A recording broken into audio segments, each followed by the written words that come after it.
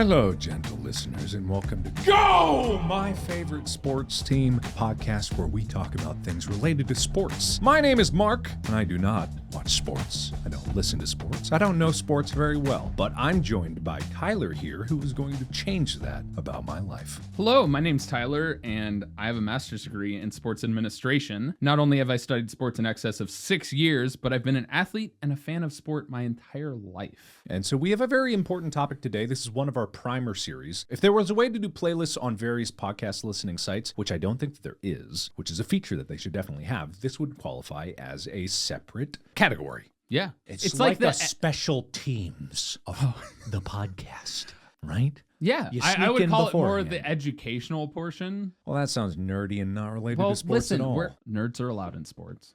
Okay, all right. Wait, hold on a second. You want to have nerds with their glasses and their anime watching and their band in sports where the cool kids stay? Yes. That's very forward thinking of you. You passed the test. Good job. I was the nerd in sports. I was good in school. I had glasses. I didn't go out and party. Yeah, no, me neither. Oh, man. We were so uncool.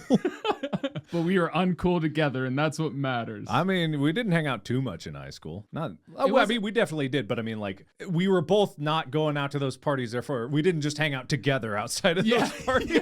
We weren't just sitting next to each other like, hey, cool not going to that party, dude. Yeah. I mean, I'm totally fine with that. It would have been just like a completely different experience for high school if I went to parties where I had to actually like interact with people. I like playing apples to apples in the basement. You know, honestly. That was fun. Honestly, a lot of people probably listening to this can relate to that. Just like that's the baseline of experience that we had, you know, like any kind of like wholesome game in the basement, not even Cards Against Humanity, apples to apples. I liked that. I'm not going to lie. I am glad that I had that experience. It was pretty chill. We also played like foosball.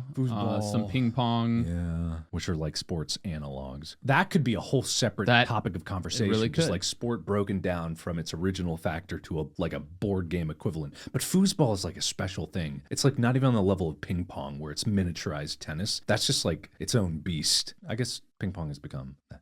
I don't know what I'm talking about. What are we talking about today we're going to talk about one of the main sports that exists in the United States and actually across the globe, and that is basketball. Basketball. It's the one where you throw balls in hole, Mark. In a basket. Who's teaching who here? Oh my gosh. You put it in the basket. Okay. Is that where it actually comes from? Yes. Did they cut the bottom out of a basket and they put it up on a hoop or the wall? Yeah. That's so cool.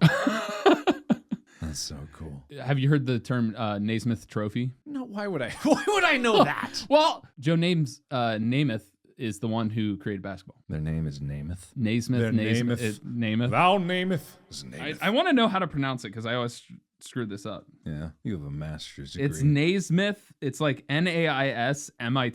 Okay, that's different. Okay, that checks out. I'll allow that. All right, so for those of you at home who have not heard the football primer, this is going to be an explanation where Tyler is educating me on the concept of basketball so that everyone listening at home, and myself included, can be at the same level of understanding about this sport so that when we go into deeper discussions of the nuances of sports as they happen today in the real world and as they develop live, which is one of the interesting aspects about sports, it's always changing and new things are always happening within the sport, we can all be on the same level. You don't have to have any understanding of basketball going into this, and you don't have to carry any understanding of basketball out of this. And also, this is my opportunity to give Mark some education to have a sporting chance in our competition against each other. Well, we still don't even know what that is, but, you know, we're assuming that there's going to be something. There's going to be something. There's going to be something, yeah. Anyway, basketball. Basketball, believe it or not, was in What?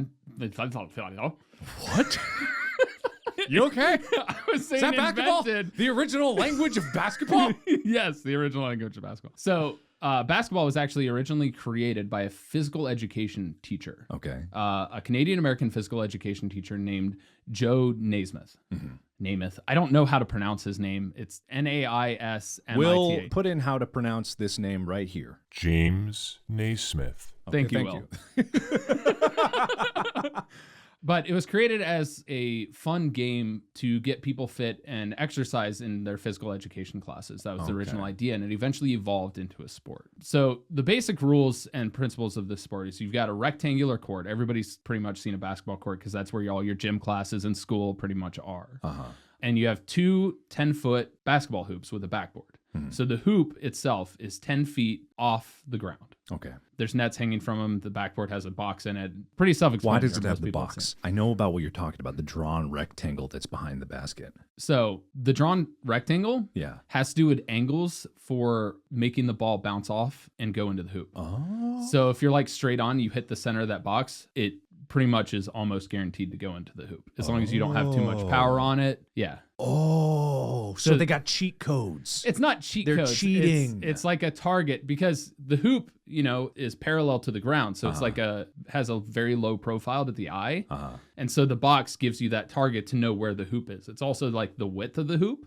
And so it's there to help your eyes understand where the hoop is. Right. Okay. And then it also works out that the lines match up with angles for like bank shots. Okay. I see. Okay. All right. Continue. So in the game of basketball, you have 5 players on each team that are fielding the court. In college basketball, you have 13 players total that you can field on the bench. Their roster is 15, but only 13 people can dress 5 people on the court. What? Wait, what did you just say? So 15 people can be on a basketball team. Okay. Only 13 are able to dress for the actual participating in the game. So there are only 13 players that you can sub in and out to play. What in college happens to the basketball. other 2? They basically sit on the bench, not dressed in uniform. Why'd they even show support. up? It's for injuries because they could get injured. Then you can Well, activate then they gotta them. go get dressed. Why not let them at least dress? They can't dress during that game, so they're dressed. Well, then what do they do? They cheerlead. They support their team. They're the bench warmers. Oh no! They get up and make sure that the star players have a warm seat. I don't know. They sit do there. they go get the water? Oh no! No, Do they get have a trainers towel? for that. They have athletic trainers for that. Why are they called trainers? I'm asking a lot of questions here. I honestly don't have an answer for you why they're called athletic trainers. Yeah, because I it didn't make any sense because I remember like in wrestling when we were in wrestling together, I hurt my ankle one time, and then someone was like, "Get the trainer," and I'm like, "What? I don't need to lift weights right now. I need someone to look at this. I need That's a a medic." physical trainer. Yeah, well, what's the difference? I don't know because athletics is like I don't get it. This is you bring up really intriguing questions. Yeah, if you can have 15 people on the team and only 13 can actually play that day, then that seems like there's only 13 people on the team. I'm trying to find out why the athletic trainer is the name. Yeah, for those of you at home who don't know, whenever someone gets injured, they call up what's called the athletic trainer. Even I know this, but I don't know why they're called that. So what I'm reading is it's recognized by the American Medical Association as an allied healthcare professional. An allied? Allied healthcare as opposed to the professional. axis of evil healthcare professionals. The allied trainers are on our side. The allies. The allies. Now we're getting into board games, Axes and Allies. I think it was a war long before it was a board game. Were they called Axes and Allies in the actual war, Yeah, it was though? the Allied forces and the Axis forces. The Axis of evil. I'm not wrong. Am I wrong? I don't know.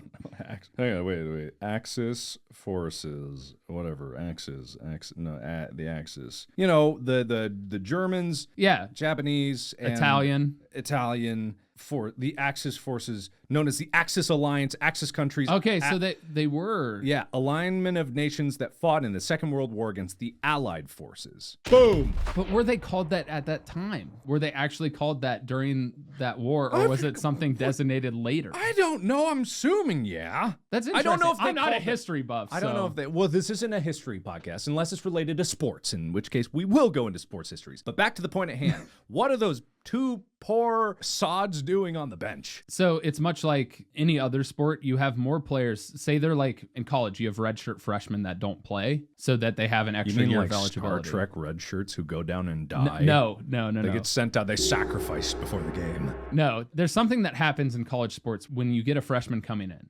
You can redshirt them so they have a year to learn to play better in college and develop their game before they actually are playing on the court or the field or anything Isn't like that what practice is for? Yeah, but they're able to practice, but they're not allowed to play in the game. So it maintains their eligibility for. Oh. That's how you get 5th-year seniors in college sports. So it basically gives them an extra year of eligibility to participate. So they just get to be in college, no classes, just No, they watching take the back. classes. Oh, well, that's dumb. We're not nerds here. We're the jocks. All right, Mark. All right. All right, okay. I'll accept that there's 2 people extra on the bench as like emergency reserves. I just don't get why they can't dress up. I mean, they get to wear like the jumpsuits and stuff. They're just not able to play in the game. It's called they don't Then dress. why show up? Go home. Take a Support your nap. team. So let's call them Listen, after. it's like when I watch your videos on YouTube to support you because I want you to succeed. You That's are fair. on my bench cheering for me as I play the game. I'm on your wait. No, you're on my bench. No, You're watching my videos, therefore you're on my bench. I'm Are you on my I'm bench? talking You're about in the the audience of reciprocation. my channel. No. You're on standby for any time I need you in a video, therefore you're on my bench. That's fair. Okay, we've solved it, everybody. We've solved this problem once and for all. All right, continue on. All right. So there's 5 players on the court at one time. The general positions in basketball, which change all the time, but your main focus is you have your guards, which are usually the smaller, quick guys that pass the ball. There are positions. There are positions in basketball. What? Yeah. Then you have your forwards, which is more of the position that I played when I played basketball.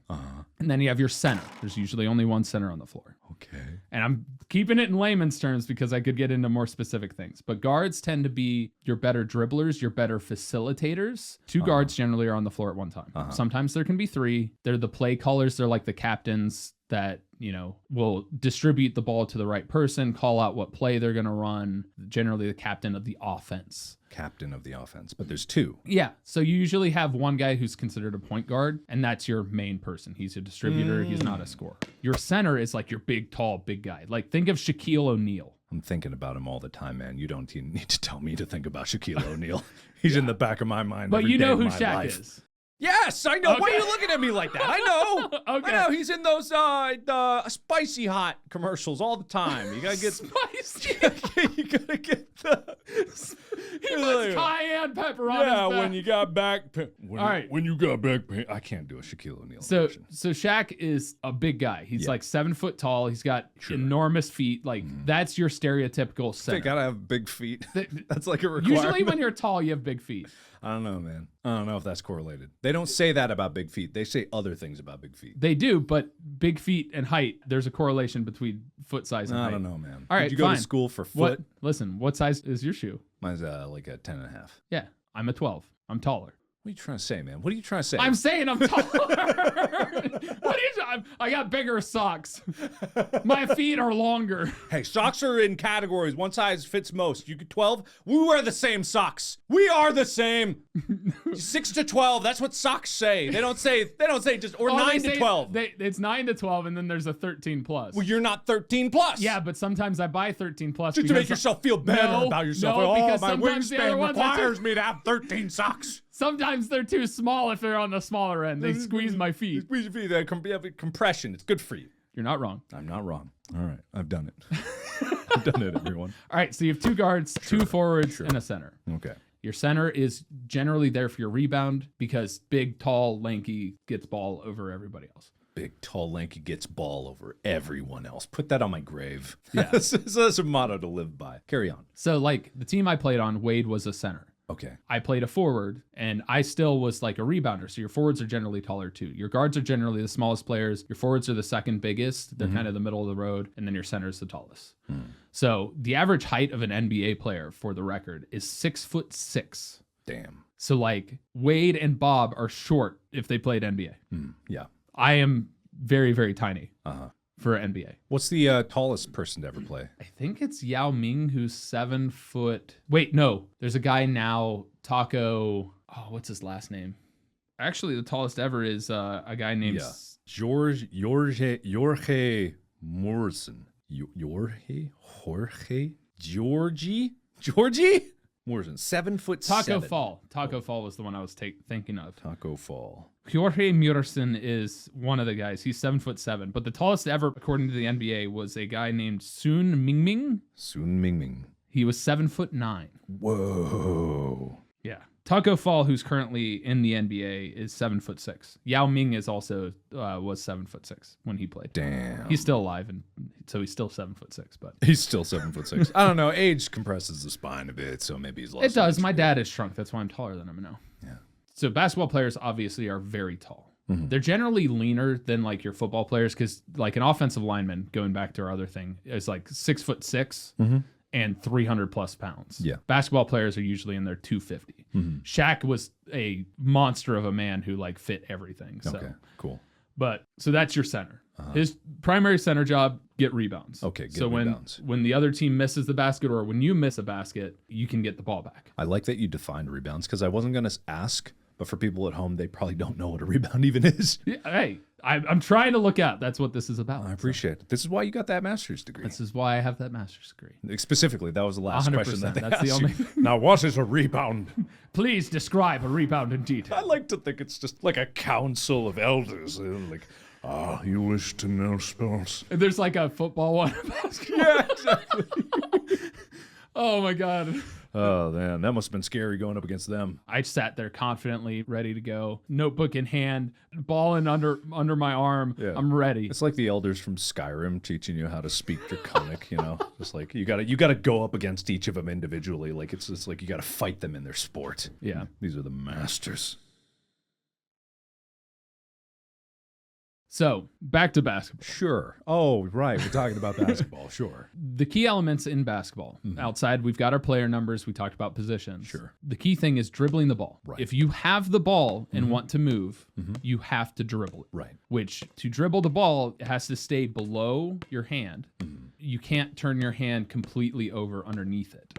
That would then be basically picking up the ball, taking possession. Okay. You'll see they're a little lenient on the half. Yeah, So yeah, like midway through, it's what a lot of people call a carry, which can equate to traveling, which traveling is if you move with the ball without dribbling and it results in a turnover. So the other team gets the ball to go the opposite direction. Okay. All right. Define dribbling. Dribbling is bouncing the ball off the ground. Okay. up into your Just so hand we're as all you're on the moving. same page. Right. Okay. Now, there is 2 free steps after you've been dribble and driving to the hoop. Say you wanted to shoot, you get 2 steps basically to gather your dribble. So you pick it up, you can take 2 steps to then shoot. Right. Okay. So if you're still moving, you get those 2 steps. There's a lot of ways to utilize those 2 steps, but you only get 2 steps.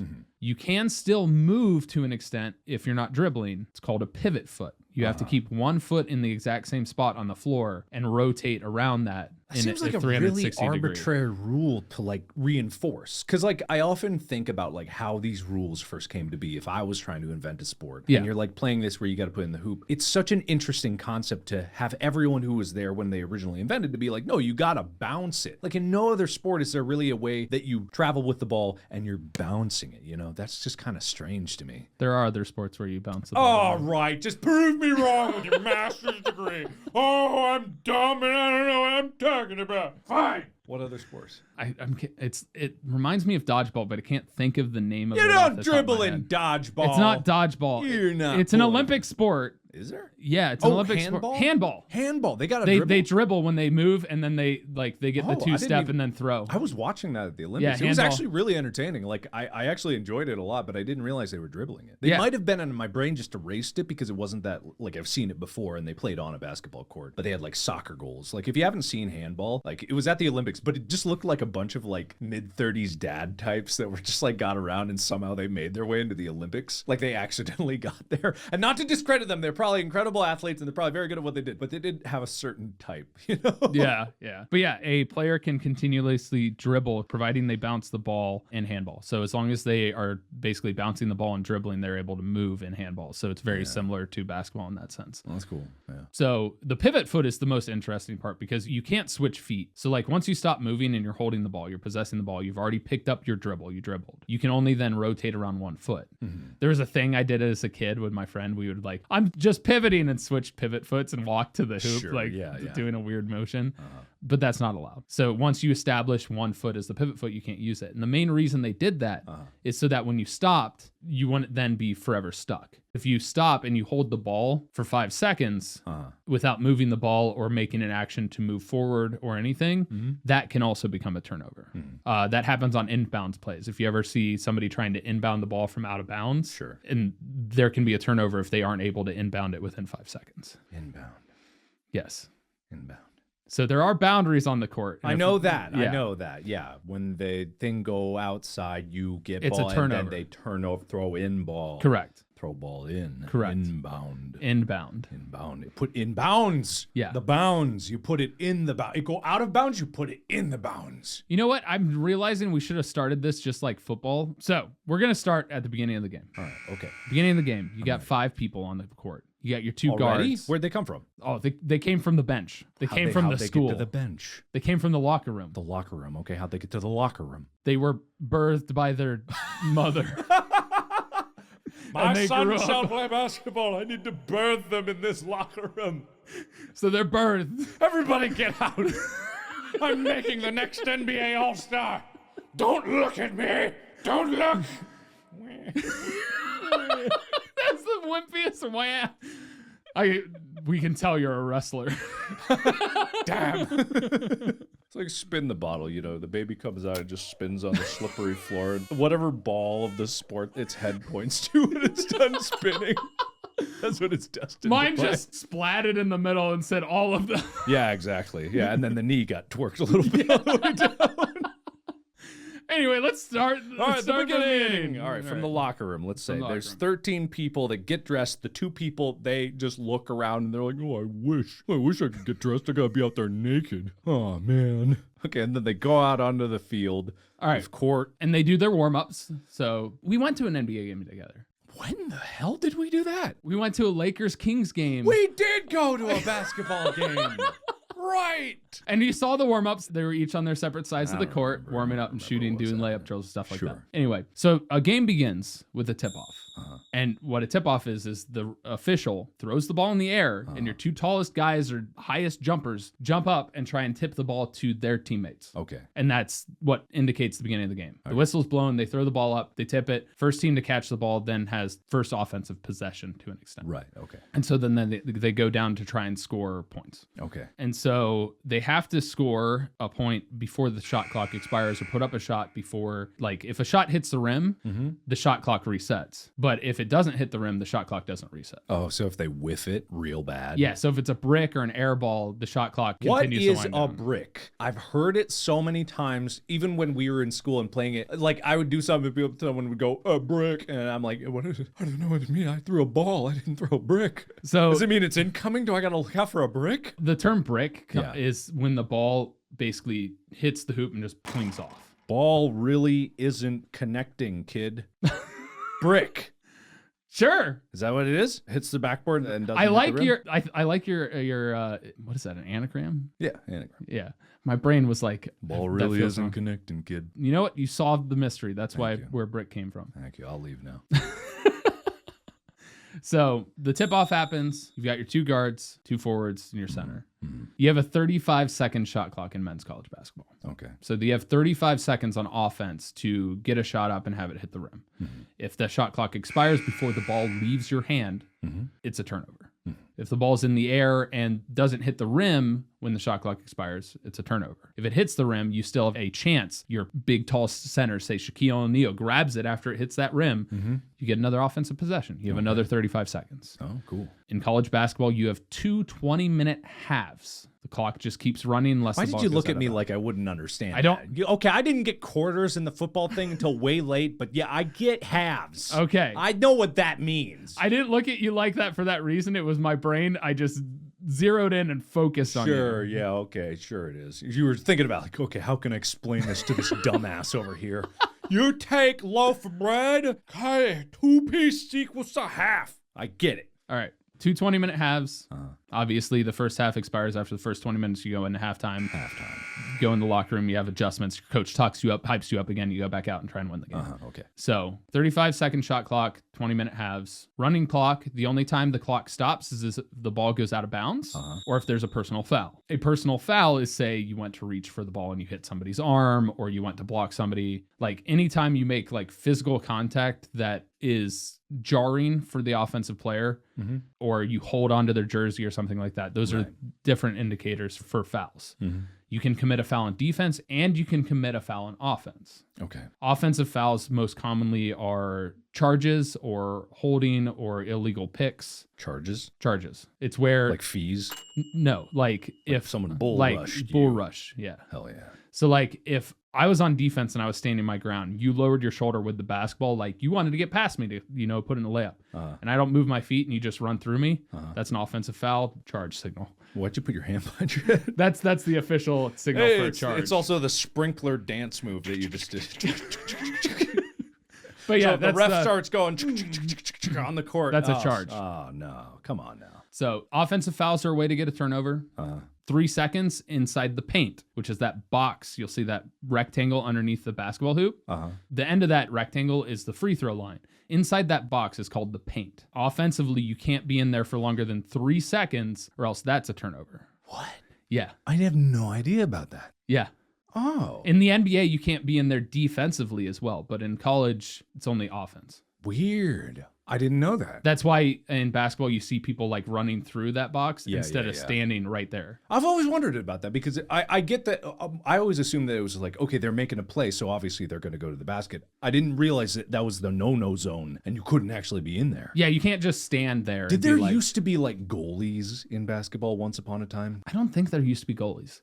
That's like water polo and hockey and soccer. Like, I don't think there was goalies. But think about it this way. You can have a giant center that's just standing there on defense. Yeah. Which is why the NBA, because you're able to get all these 7'9", 7 foot. Yeah. They have a defensive 3 seconds so that Yao Ming or Shaquille O'Neal or whatever can't just stand in front of the basketball. Because their hands literally go above the basket, so they could just be like, nah, no way. Not going they to could flick it out. Forever blocks. Yeah. So you just have your tall guys just like, who can raise their arms up above their head the longest? All right, you get under the basket.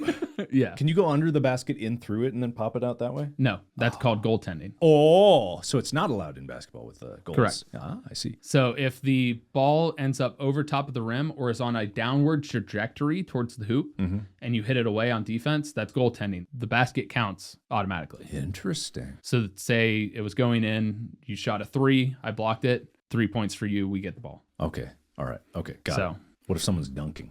That's a specific way of throwing the ball down the hoop, and that's allowed. Because that's not goaltending. It's not up for chance for it to go in. It's you are actually putting in a process. It's a version of a shot where you're putting it in. Okay. Now, if it was hanging on the rim and the offense grabbed it and tried to put it in, and it was still over the rim, that's offensive goaltending, which then means the basket doesn't count and the other team gets the ball. You've lost me. Let's go to simpler terms. Okay. Here. Let's go back a bit. Go back. Let's go back. Go back. Yeah. Okay. How far back? Where did we leave off? We got to halftime real quick. Like we did. We got to halftime real quick. We did tip off. We did tip off. We did the positions. We did scoring. We didn't talk about what type of scoring you can do. Oh, yeah. We should talk about what type of scoring. Yeah. Okay. There's 2 ways to score points. Well, technically 3. There's 3. 3 ways to score points in basketball. The primary one is a 2-point shot. Anything within the arc. The NBA is 23 3/4 feet for the 3-point line. In college, it's 20 3/4 feet.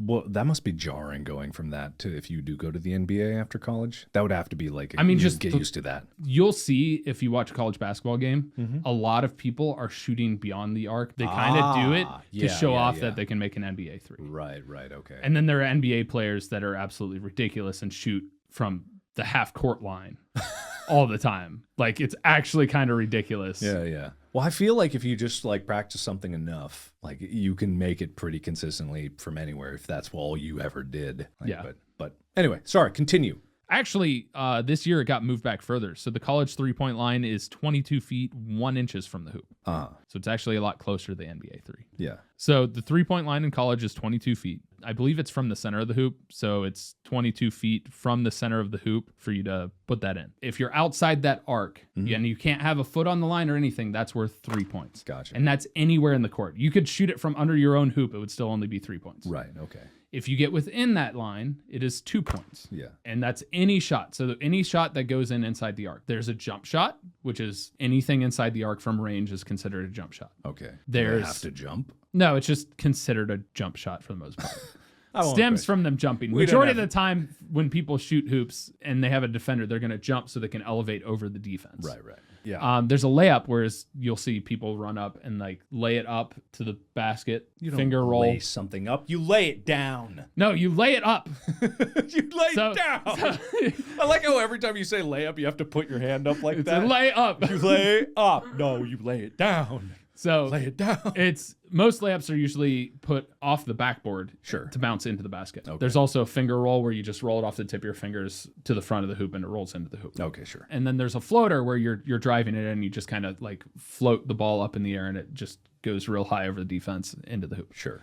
Okay. And then the third way you can score is if you get fouled while shooting, you go to the free throw line and each one you make at the free throw line is worth 1 point. Okay, cool. It's where the term and one came from. And one. Is where if, say, I was shooting a basket and you fouled me and the basket still went in, I would get one additional shot from the free throw line Interesting. to get one additional point. What's the difference between getting one throw and two toes? Two toes. Two throws. Two throws. Okay, you get 2 shots from the free throw line if it's a shooting foul Okay. and the ball doesn't go in. Right. If the ball goes in, then it becomes 1. One. There's a time in college basketball where there's enough team fouls that happen where, say, you've committed 7 personal fouls as a team against the other team. Then you go into what is considered a bonus, Yeah. where you then shoot 1-and-1 free throws, which means if you make the first one, then you get a second shot. But if you miss the first one, you don't get a second shot, Okay. if that makes sense. I'm guessing. I'm thinking. It does. Don't look at me like that. It makes sense. I'm guessing, I'm thinking. Hey, listen. My process is my process. You keep explaining basketball. It's cranking in my head. You got it? I got it. It's All right. fine. I do think it's fascinating how good people are at throwing 3-point throws, 3-point shooties, 3-shotters, 3-point Long range shots. big shots, Big far shots. Oh, what are they called? 3-point shooters. 3-point shooters. That's the name of the person. Doing a 3-point. It's a 3-point shot. Shooty. It's a 3-point shooty. The 3-point shooter does a 3-point shooty.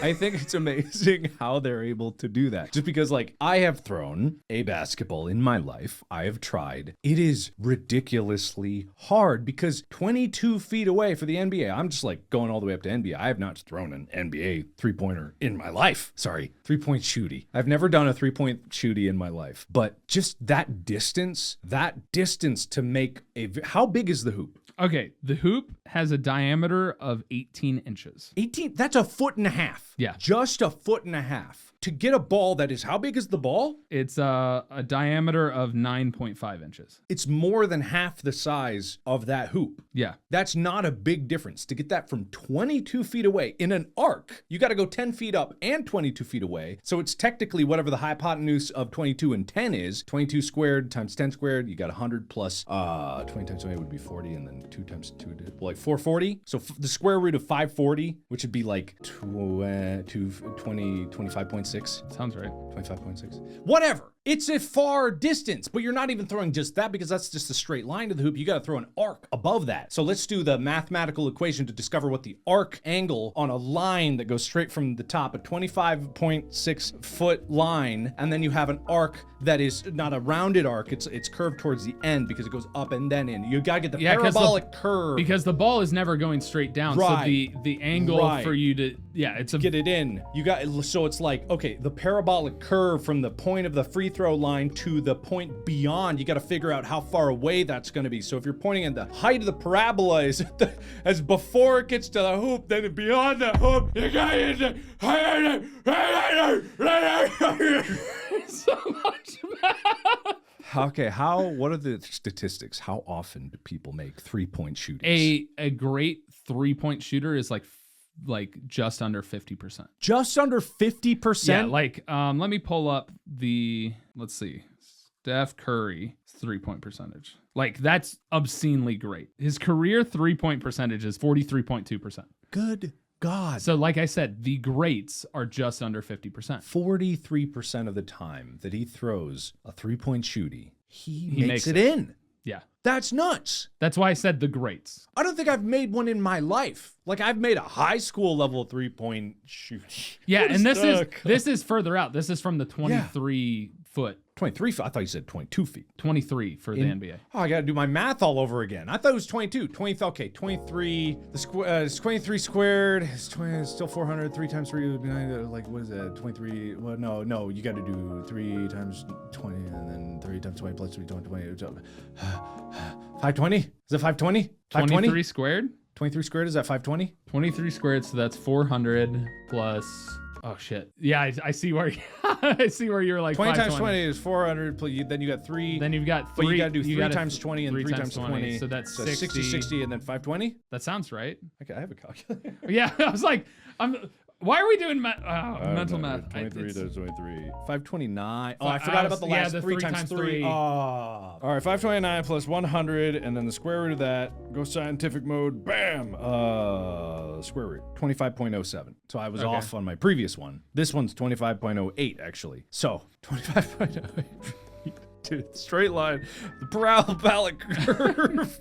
Just carry on. What are we talking about? Oh my God. But that, like I said, it's highly improbable. Yeah. I think in college, some of the better 3-point shooters are in like the 30%. Yeah. But even if you're average NBA level shooter, that's still a lot. Yeah. That 1 out of 3 times that you go for that, to make that consistently with people in your face trying to stop you from doing that, that's nuts. Yeah. That's incredible. And you're talking about a ball that just barely fits inside that hoop. Yeah. That's crazy. They're good at what they do. They're fantastic at what they do. And that's the thing about like sports is like you become very, very good at one thing, but it never boils down to just that one thing. You do that one thing under pressure in like the fires of battle. But also basketball players don't just score. They block, they steal, they play defense, they run plays. Yeah, exactly. There's a lot of elements. There's a lot of like really minute calculations that people do in their head. Because if you think about it, I'm doing this math and it's a joke, right? It's funny. But they're really actually doing that calculation in their head on the fly of how much force. They don't have numbers tied to it because that's not how they do it. No, it's just muscle memory. Muscle memory of like, I know I'm leaning back at a certain speed. If they like have to like jump backwards, they jump in the air a lot when they shoot it. Yep. They know I'm going backwards at like 1 foot a second. So I need to adjust my forward velocity. My strength that I throw this is just a little bit more. Or I'm at an angle. There's angles in that too. So well, arc on the ground. And you're talking about bouncing off the backboard for different angles. Yeah, they're like, okay, how much I have a better speed they're running forward. Yeah, I got a better shot of hitting this off the backboard to get it in from this angle, so I got to do that. Or of like, I'm going for like right in the hoop. Like that's actual calculations that they're doing in their head on the fly instantaneously. Well, they're not actually doing no, math. I don't want to get like they're doing the math. But they just understand they're doing. It. Yeah, they have an innate understanding of the physicality of that basketball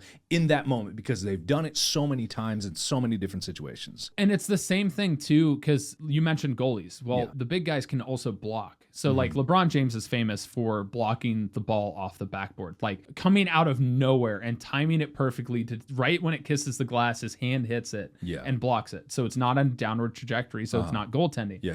Like just understanding and being able to read how the person is going to shoot and react and be in the right spot. Yeah. Because that's the other crazy thing. The guy who shot it did all those like mental calculations. Everyone watching that ball is as they see it in their heads, they got dotted lines that are like, they know it's going to bounce off this way. It's going to, They can tell where it's going to go long before it actually goes in. That way they can respond to it. Like it's crazy. People think that like people who play sports may not be smart. You know, they're just a jock. They went on the not smart path. Like no, their brains are working at an incredible level. To like know exactly what they're doing. The coordination between their other team, to know where they are, the ball are, their teammates are, and the opponents are. It's heightened motor skills. It is. It absolutely is. And there's no discredit to that. It's not even something that you have to process. Like it's so subconscious. Well, and that's also what makes sports so great is because those moments that just are like completely improbable. Yeah, exactly. Like the amount of like boil it down to like chance versus everything. Like, okay, you got a 30% chance of making this free throw.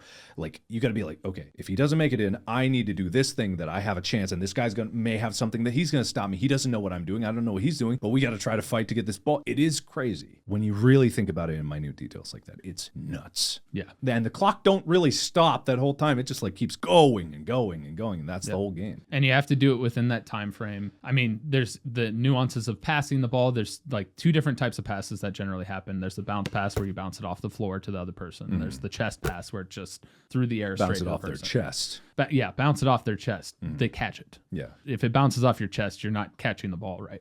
Yeah, I remember one time we were playing basketball in high school. skill. And it was like, what is it? A check when you like bounce it. Yes, the half court check before you start. And then I threw it straight at him instead of bouncing. I forget who it was, but I broke their nose and then just like the ball went right into their face. Like, for some reason, I recall you, not necessarily this instance. Yeah. But I recall you doing that once and then taking the ball and like going to try and score. And I was just like, because it was like not even a fair check. No. And everybody was just standing there like, woohoo. And I'm like, no. No. I've done many things like that. When we were playing, for some reason, I didn't bring it all the way out. I was like, it bounced off and I got like, yeah, I got it in and I'm like, I actually made it, guys. Yeah, thanks for the point. And you're like, what? I made it. And you're like, you didn't take it back. So then me not knowing the rules, like, that's not fair. Not fair. It's like when I first learned about en passant in chess, you know. I remember I moved my pawn forward and their pawn was there and I'm like, okay, all right, well, I can move 2 spaces here. And they're like, they moved diagonally, and all in my brain knew was like, you can't move pawn diagonally. And then he takes my piece, and I got so mad. And all he said was like, it's en passant. And I'm like, I don't know what that means. Stop it with your French talk. Give me my piece back. I was so mad. Anyway, but you know, I have a lot of concerns about this episode right now because my structure is completely off, and then we've gotten so many tangents. Whatever. Distractable's rubbing off on me. I can't stay on one topic. You shut up. Keep going. Basketball. Right. So tip off. One team gets ball. Go offense. Put ball in hoop. Score points. Okay. Usually there are 2 ways to play defense in basketball. You have your man-to-man, which is basically just matchup. So like if me and you were playing, it'd be me guarding you. Okay. My teammate would be guarding your teammate, all of that. And you generally put your body position. If I'm guarding you, even if you don't have the ball, my body position is going to be between you and the basketball hoop. And then there's what's called a zone, which you also see zone defenses in football. And that's usually where you have 2 people in the front. This is a 2-3 zone. This is probably the most common zone where you have 2 people in the front that basically stay within the front areas of the box and they basically defend the paint. So they defend inside the arc. So that's how you get like one person gets the ball and the zone moves and adjusts to where the ball is to cut off angles to the hoop and opportunities for them to score. I zoned out like way soon. I'm going to be honest with you. I was really trying to pay attention. I didn't catch any of that. Basically, instead of covering people like in man-to-man, they're covering the zone of the floor. The zone around the hoop. That's why it's called a zone defense. Right, okay. And they adjust based on where the ball moves. So if the ball goes inside, multiple players come to crash down on that. It's kind of a help defense. It's also to prevent people from scoring easily inside the paint, inside the arc. It's basically forces a low, say your team is not that great at 3-point shooting. It forces them to have to take more difficult shots further away from the basket or have to move the ball really well and efficiently to create an opening as the zone has to flux and adjust accordingly to where the ball is, to where you get them spread too far out to where you can have somebody crash into the center to get the ball and then score it. Right. Okay. All right. Okay. So, yeah, the zone defense is basically covering the zone closest to the hoop. So then you have to take more difficult shots or they have to move the ball more efficiently around via passing and dribbling to beat that. There's also other concepts that exist, but those are the 2 basic defenses in basketball. Gotcha. And then you have offensive plays. The most common offensive play is probably the pick and roll, where you have, say, your center, your big guy, come out. And usually they only do this against a man-to-man defense, but they also can work against the zone defense. But the idea is, say I'm your center and you're the point guard. Okay. I come out and I stand next to the person guarding you. Okay. Keeping them from being able to run the direction you're going. You're going to go behind me so that I'm blocking. I know what you're talking about. Yes. I've seen this before. It's where someone very gentlemanly puts their hands over like their crotch and they just stand with their chest. That's called a pick. Like, that's a pick. I've always wondered what that was about. Like, I got the purpose of it. Like, hey, you're stopping him from running around. But it's so funny just the pose that they all strike. It's like they run over full speed and then just like standing like a soldier at attention. It's because in basketball, you don't wear a cup. And when somebody tries to turn quickly, their arm. You could get hit in the nuts a lot. You know how. Why don't they wear cups? Mobility. I can move just fine if I had a cup on. I guarantee you your speed of running and adjusting, like pivoting and changing directions with a cup on is hindered by a significant amount enough to where it would give you a disadvantage on the court. Really? Yes. No way. Yeah. What about the big flopping don't those inhibit? No, because those are part of our natural form. It inhibits me, you know what I'm saying? Because I'm a guy. We'll cut all this out. We'll cut this out. Cut it, bleep it all. Make it sound super scary. See, I'm great because mine's tiny. That's all basketball players. It's very tall. Tiny dicks. Just like tiny itty bitty. Getting back into the serious topic. Yeah. So the person runs up, does the pick stance, Yeah, the pick covering stance. their private parts. Yeah. And the person will run behind them. And what happens, and why it's called a pick and roll, is basically that person will then, because what happens in a man-to-man defense is the person that's guarding the person setting the pick now has to switch to cover the person with the ball. Right. Now the other person, so they both have to communicate on defense to switch who they're guarding. And you often get mismatches because you'll get like a small, quick guy against a bigger guy, or you'll get a big guy against a real little guy.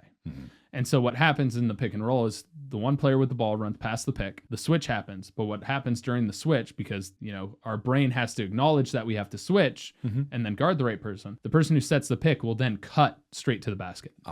So that oftentimes you'll see somebody dribbling, and so that gives you an opportunity of mismatches to where either you are already ahead of the defense to be able to put the ball in the hoop, or the defense crashes on you and that other person gets open and you pass them the ball and they can easily put it in the hoop. Yeah. It is the most common play in basketball. You see it at every level of the sport. It is probably the most effective play in basketball as well as the pick and roll. Okay, so just from a general level of playing basketball, with my limited understanding, because I've often wondered in the past, what if a team only went for threes, period? Because I know if the average across the board is 30 to 40%, that means that most of the time they don't make it. Whether it's not that much most, but it's still a majority of the time they don't make it. Is it like better for a team to have a mixture of both, or is it better to just like go for plays that go for the basket? Or so like this is a really interesting topic because there's been a huge transition, especially in the NBA with the Golden State Warriors, who Steph Curry plays for, where offenses were based around being big and being able to score 2 points, get rebounds and score 2 points, which is still the highest probability of winning, is winning the rebound battle. Right. But because of the crazy percentage that the Golden State Warriors are able to score 3 points, with Steph Curry making 40-something%, they have other shooters on their team that are also insane 3-point shooters. Right. Arguably, Klay Thompson, who's one of their players, is better than Steph Curry at making threes. He's been injured a lot lately, but they're still doing amazingly well this year. They changed the format because a lot of people told Steve Kerr, the coach for the Golden State Warriors, that this type of offense would never work, which was just focused around 3-point shooting. Right. And he proved that it is effective, and they've won multiple championships. And it's still up for debate because you have to have the right players for it. Of course, yeah. But based on that extra point, if you're able to make it a significant percentage of the time, you can verifiably run a better offense. What is the percentage of success for going for those 2 points? It's a lot higher. Usually within 2-point range, it's definitely well above 50%. I want to say it's like in the 60-70% range on average, because defenses, blocks, steals, different things can happen, offensive fouls. A lot more congestion happens closer to the hoop. Yeah. But like the closer you get to the hoop, the percentage chance of making it obviously goes up exponentially. Yeah. So like if you're right under the hoop, obviously it's like, oh, that's easily put that in. What? Okay, now the real question, the reason people have been listening at home. Yeah. If someone was able to jump from the 3-point line and dunk it, would it count as a three? So what we got to do? So by the rules, if you leave your feet behind the 3-point line and the ball goes in, it is counted as a 3-point. Okay. All right. So I'm going to call this the fishbach maneuver. It's where you jump and then clamber over all the tall people. Your feet don't touch the ground. It's not against the rules. You climb on their back. You jump on like a monkey. And then I use it like Mario. I wall bounce off of it to the next giant player there, like Shadow of the Colossus style. And then I climb up them and then I slam it in the hoop. I'm pretty 3 sure. 3 points, baby! I'm pretty sure, much like football, you can't use another player to launch off of for basketball. That was fishbach maneuver point 2. 2 other guys throw me up into the basket. So I'm not completely sure on this rule, but I'm 99% sure that if your feet leave the ground outside the 3-point line, even if you have forward momentum and cross the 3-point line before the ball leaves your hand, I'm pretty sure it's considered a 3-point. Okay. But I wonder if there's an actual debate occurring about that, because if somebody does that and they're running in the final seconds, they need a 3-pointer and nobody's back there for whatever reason. They just run and they jump and they get like halfway and then they shoot it. Chuck it the rest of the way. But it's still an insanely difficult shot because you got to think about the velocity you're already moving. Right, yeah. And trying to adjust to soft. You'd be better off just shooting Yeah, it. I think it's actually a lower percentage. If you could get that freak who could jump the distance and the height, this would be the world record long jump, of course. Like the reason I know this is true is because there's this whole thing about. Have you seen Space Jam? Yes, of course. That's what I'm quoting here. with Michael Jordan. Yeah. I haven't seen the new one, but there are people on the internet that have gone on there and basically kept saying the score is wrong because that final score should have been 3 points. So this is where this conversation stems from in my head, and why I know that this rule is a thing is because if you're able to do that, it would be a 3-point shot. Yeah. Oh man. Just get one of those big long stretchy arms. What was that little like toy we had? Oh, Stretch Armstrong? Yeah. I think that was it. I ripped it like as soon as I got one, and then this weird goop went everywhere. Like all toys from the 90s, highly toxic and probably very bad for me. Yeah. Probably what caused my I can't legally say that Stretch Armstrong caused We'll bleep that out. Make it scary.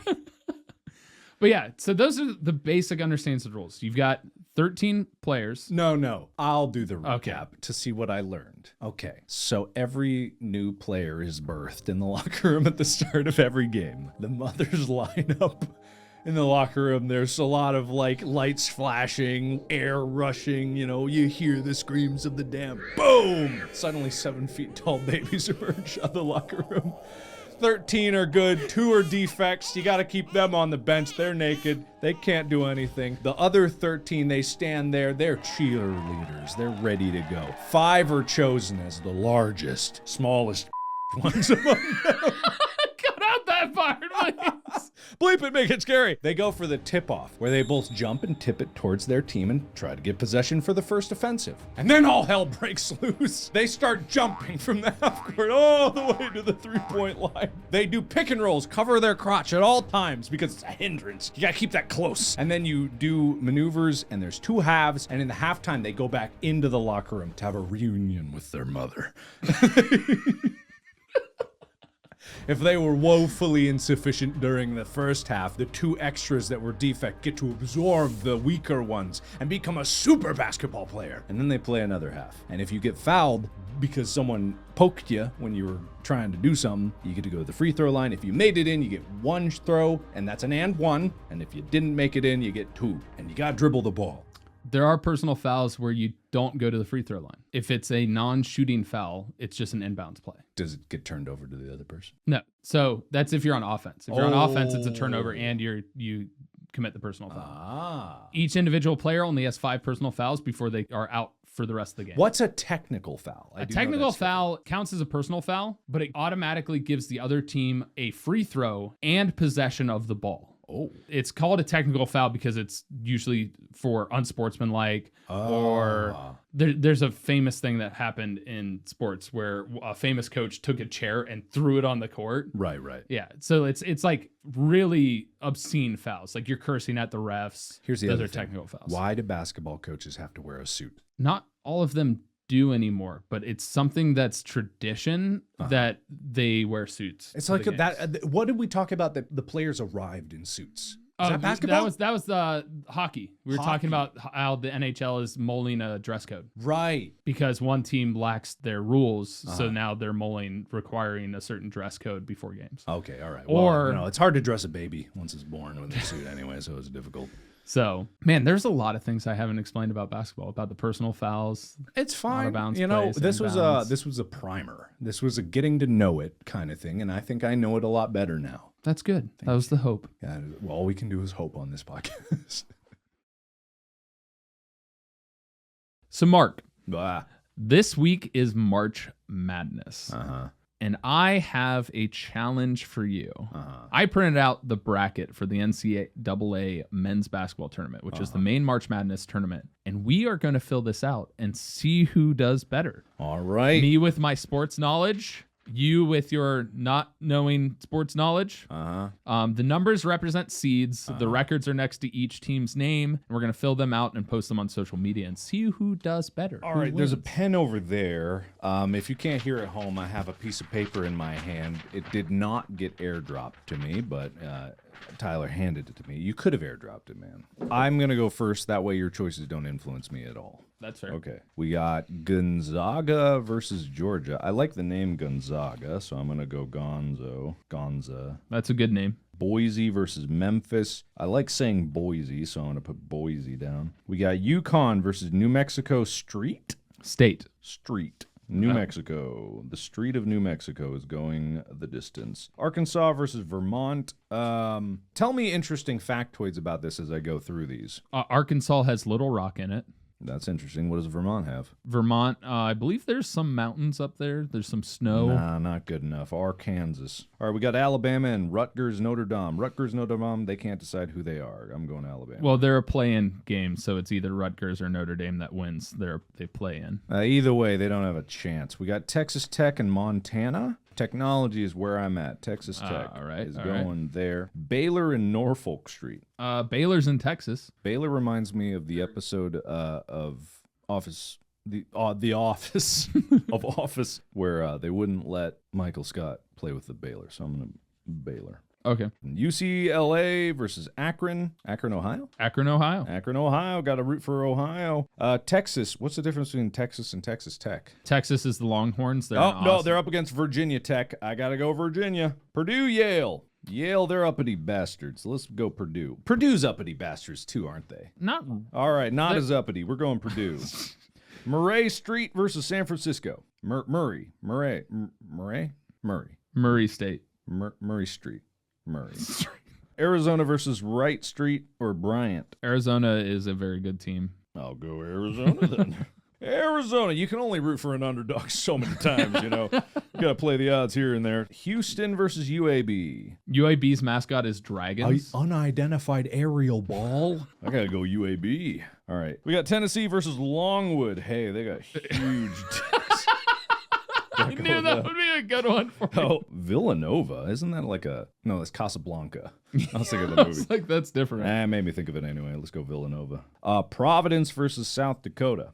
Providence, Rhode Island, is that what that is? I would assume so. It's Providence that they will lose, so I'm going to go South Dakota. All right. South Dakota. USC versus Miami. Trojans versus Hurricanes. That's pretty good. Now, the question is, would a Trojan horse, if knocked into a hurricane, survive? I think that USC will ride out the hurricane. All right, I got to go with my round 2 picks. Okay, we got Gonzaga versus Boise. I love me a Gonzaga. That's still a fun name. We got New Mexico versus Arkansas, I guess. Alabama versus Texas Tech. I love Tech. Texas Tech. Davidson versus Duke. Duke's easier to write. I'm going to go Duke. Baylor versus Marquette. Baylor. Still think of Office. Indiana. That's right. I picked them. Well, you know, I got to believe in them. Indiana's going to win that one. They're going to beat UCLA? Got it. No, they're going to beat Akron. Oh, Akron. Yeah, you picked Akron. That's right. I sure did. We got Virginia Tech versus Purdue. Those uppity bastards are going to get one. Nah, they're probably too uppity. I'm going to go Purdue. South, we got Arizona versus Seton Hall. I can't pronounce it. Arizona. All right. Colorado versus Longwood. The Big Dicks. Longwood. Ohio versus Villanova. Villanova's cool to say. I want to do Villanova. LSU versus Wisconsin. I like cheese. Cheese is good. Yeah, I like Wisconsin. Good old Wisconsin cheddar. All right, back to the west. We got Gonzaga versus Arkansas. Still love Gonzaga. All right, we got Texas Tech versus Duke. Texas Tech. Baylor versus Indiana. They really were an underdog, and they're going pretty far. Purdue, the uppity bastards versus Murray. The uppity bastards are getting it. Is Purdue uppity bastards? I don't think so. My brother went to Purdue. Well, he's an uppity bastard. I'm sorry to anybody from They're the Purdue. Boilermakers. They're known for they used to make train parts and stuff like that. Well, big time engineering. Now they school. have a job to fall back on when they lose. All right, we got Arizona versus Chattanooga. I do love Chattanooga, but it's so hard to write. It's so many letters. I'm going Arizona. You could probably just write chat. No. Longwood versus Villanova. I love Villanova. A big dick will only take you so far if you don't know how to use it. So Villanova. All right, and the final something. Final four. Final four. This is a big deal, right? The Final Four is a big deal. Well, you got to the Sweet 16, the Elite 8, the Final Four now. Basketball seems fun. Yeah? Yeah, I should watch one. I won't. All right, we got Gonzaga versus Texas Tech. I love saying Gonzaga. As much as I love Tech, I just like Gonzaga. That's such a cool name. We got Indiana. Right, Indiana. Indiana, they're going to do something. Oh, versus Murray, though. Yeah. The whole state of Indiana versus one guy named Murray. Yeah, but if it's Bill Murray. Nah, I've been rooting for Indiana the whole time. I gotta stick to my guns, All right. We got Arizona versus Villanova. Easy. Villanova all the way. And then Kansas versus USC. Yeah, Kansas. All right, it's the semifinals. The Final Four. That's not as intense. All right, Gonzaga versus Indiana. I love an underdog. I'm going Indiana. Villanova versus Kansas. All right, I've been sticking to Kansas the whole time. Kansas. So it all comes down to Indiana versus Kansas. So it's the Jayhawks versus the Hoosiers. If I had to go based on what happened in the Super Bowl with the Bengals being super underdogs, going all the way, all that hope, all that power of belief in you, and then falling short right at the finish line, Indiana's going to suffer the same fate. Kansas. And there you have it. What do I win? If you're competing against me, hopefully nothing. All right. What do you wager? Who has more right picks? How do you figure out who has more correct picks? There's usually like a point system you can sign up for online. Basically, like the first round's like 1 point. The second round is like 3 points. Like it incrementally gets more. Okay. Because then if you get it right consecutively, your points just skyrocket. Okay. Usually people do it. It's a gambling thing. They throw like $1 in, or for us, it's bragging rights. Well, that's not interesting. So let's make it interesting. Okay. Whoever gets the most points on these picks, I will have to be your butler for a day. Butler for a day? For a whole day. And if I win, you have to dress up as the butler from Who Killed Markiplier and be my butler for a day. Gentlemen's bet. We've shaken hands. You can hear how wet it sounds. All right. Gonzaga, Georgia State, Zags.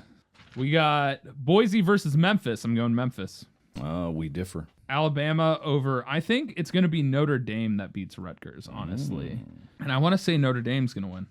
Texas Tech versus Montana State. I will go Tech as well. Baylor versus Norfolk. Baylor. Hell yeah. North Carolina versus Marquette. Got to go Marquette. Hell yeah.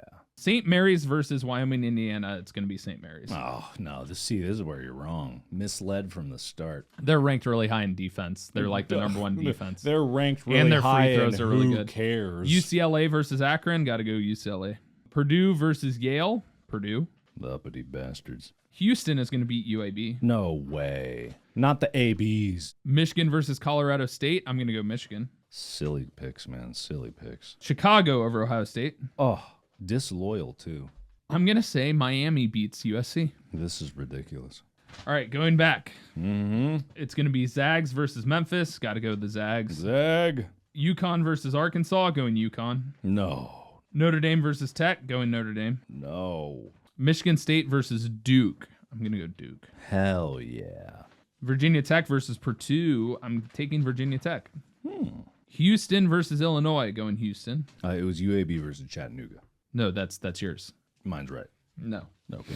Zags versus UConn. I'm going Zags. Zags. Notre Dame versus Duke. I'm going Notre Dame. Marquette versus St. Mary's. I'm going St. Mary's. For whatever reason, I believe in St. Mary's a lot. All right. Virginia Tech versus Kentucky. I'm going Tech. They've been on a hot streak lately, so...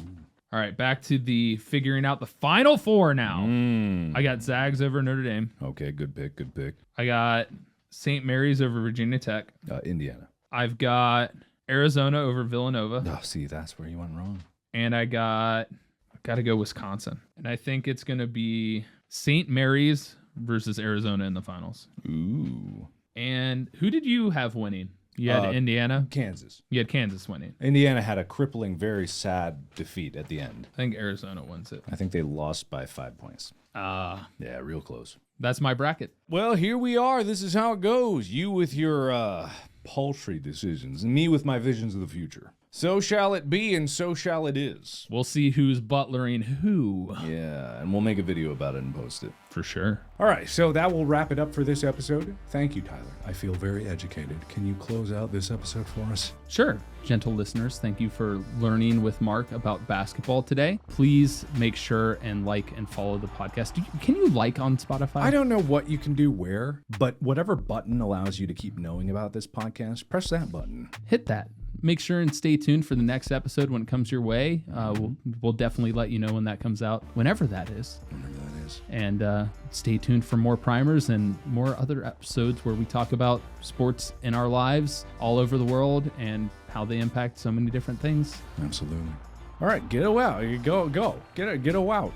Go out? How do I go out? Get a out. I'm talking to the listeners. Get a out. Get a out. Make sure and cover your private parts when you set picks. Exactly. And cups are not convenient. Don't wear them. For basketball. For life? I don't wear a cup right now. That's fair. I feel like they're very restrictive. They're a hindrance. All right, bye.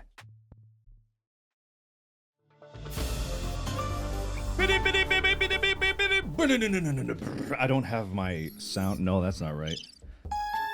He's back from the dead. It's Tim Tebow. No. Tom Brady. Yeah, as expected, Tom Brady has come out of retirement. Mm-hmm. I'd like to claim that it was because of our podcast episode. Right. He took that fuck you energy and said, "Screw you, Tyler! I'm gonna prove you wrong." Yeah, exactly. It's kind of like he knows he has a podcast. Which did I tell you he has a podcast? Yeah, it was on that episode. Called Let's Go. Yeah, so he must have as a competing podcaster because he wasn't a footballer for a while there. So he was a podcaster first and foremost. He was like, no way, I can't. Let's go! No! I'm coming back. And he's back. Where is he back? He's going back to the Tampa Bay Buccaneers. So he's returning to the team that he officially retired from. But I honestly still believe he has a desire to play for San Francisco because that's the team he grew up for. Mm-hmm. And I think he's going to possibly have to play through this contract if he doesn't get traded. But I feel like this is not going to be a come back 1 year and then he retires again. Yeah. I think he's going to come back and then try and get to San Francisco if he can't get there this year, but the year after. That's interesting. How old is he? Very old for a quarterback. I think he's in his 40s. That's not very old. I guess for an athlete, though, yes. In the NFL, I believe he's the oldest player in the league right now. Interesting. Which usually is a kicker that actually holds that. I mean, it's kind of interesting because you were saying last week that he's an incredibly motivated guy. And he's 44. He's 44. He's the oldest NFL player or quarterback?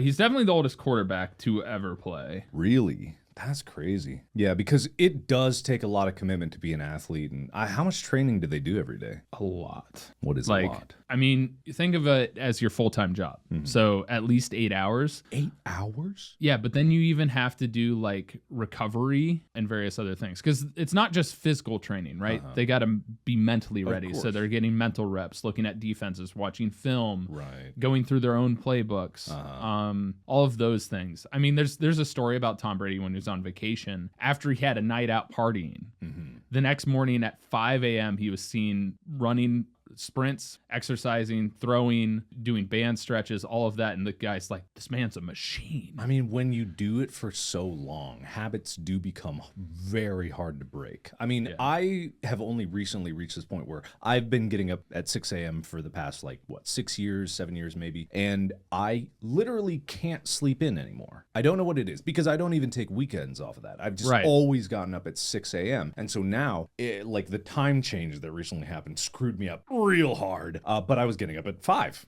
and now this morning I woke up at 5 naturally, and it's just like my body just won't allow me to sleep longer than that. So when you do training of that magnitude at the same time, probably every day, it just does become a habit. And I bet he got that fear, when you say I'm retired, and then you get home and you're like, what do I do? Do I play Elden Ring all day? I don't know. This isn't the life I want to live. Yeah. It's probably a number of factors in that, in the sense that he still had that burning passion for football. Right. And so he wanted to come back. It's the same thing. I still look back at my career, and my body obviously gave out on me for various other reasons. I still have a burning passion to play sports and be involved in a team atmosphere and stuff like that. But it's not to the degree of I've been doing it my whole life as my job, kind of. Yeah. I mean, my dad recently retired, and we had this conversation numerous times about what am I going to do? Right. That was the biggest question. What am I going to do with my time? He knows he has stuff he could do. He knows he has a whole bunch of things, but it's at the end of the day, it's you lose that thing you've been doing time and time again throughout almost your entire life. What do people do after they retire from football? I know, was it Peyton Manning? Yeah, he's a commentator now. Oh, I was gonna say he opened 10,000 Papa John's. I thought. Oh, Didn't well, he do that? I think he did that when he was still a part of the Denver Broncos. Wow. Wait, I thought he was in Indianapolis. He was originally, and then at the end of his career, he went to the Broncos and then retired when he was at the Broncos. He won a Super Bowl with the Broncos. Oh, good for him. Mm-hmm. Good for them. Yeah. The other breaking news is Russell Wilson got traded to the Broncos from the Seattle Seahawks. He was their star quarterback. Who? That was a blockbuster trade. What? Russell Wilson. Who's that? He's an all-pro quarterback. Was he part of your amalgamation of football? No, he wasn't. Oh. But he has one of the best deep ball throws I've ever seen. He's got deep balls. He's got deep balls. Wow. What qualifies as a good deep ball throw? He throws like sky balls. What's a sky ball? So he throws it really, really high in the air and really far, so that when it drops, the chance for a defender to get in the way of that pass is very small, because it's basically dropping almost vertically into his receiver's hands. Right. But couldn't they see it coming? They could, but you're chasing after a big man who's trying to catch the ball, who knows where the ball's going. And you got to get through that big man now to get the ball, as opposed to just getting in between the big man and the ball. The last minute of you talking could be taken so many different ways. But I will assume you're talking about football here. Yes. All right. So that was groundbreaking or big news or something like that? That part was big news as well. There's been a lot of shuffling around going on in the NFL right now. But confirmed, Tom Brady is the oldest player in the NFL. Wow. He was last year, too, before he retired. Man, and he's just going to keep getting older. Because if he's got 2 years that at minimum to get to where 49ers... Yeah. 49ers? Yeah, that's correct. Yeah. The 49ers. And it's just that's just, if he wanted to retire now, doing 2 more years of anything, that's a lot of time. That's a lot of time to put you through and commit to that. And I imagine he's probably got a plan set in motion for afterwards now, because if he popped out to retire and then came back, he had to do some soul searching and then setting up of okay, maybe this is going to take, he has kids, right? I imagine. Yeah. So it's just man, I just wondered what's going through his head. Probably us. Yeah. Probably his competing podcast over here. Probably him trying to prove that he's the greatest. He's of all listening time. to this right now. His knuckles white on his steering wheel. He's just oh, those assholes. They're gonna score 10 million more touchdowns. You're going to be walking in the park and just a football's going to hit your knee perfectly right on the side. Just, ah! Tom! No, he's got a mustache on, so I won't recognize him. You mustache fiend! Who are you? I can't possibly recognize you behind that magnificent mustache. Even though you're wearing your jersey that says Brady on the back. No, he's got a trench coat, but it still says Brady on the back. He's got a football helmet shaped like a fedora. He's just super incognito. He's got football sunglasses. They'll never know. They'll never know. Oh! Looks like I'm not going to any parks anytime soon in Florida. Yeah. Anyway, sorry to interrupt the basketball episode with football news. That combination weirdly worked because he hit 2 buttons. No. It's totally planned.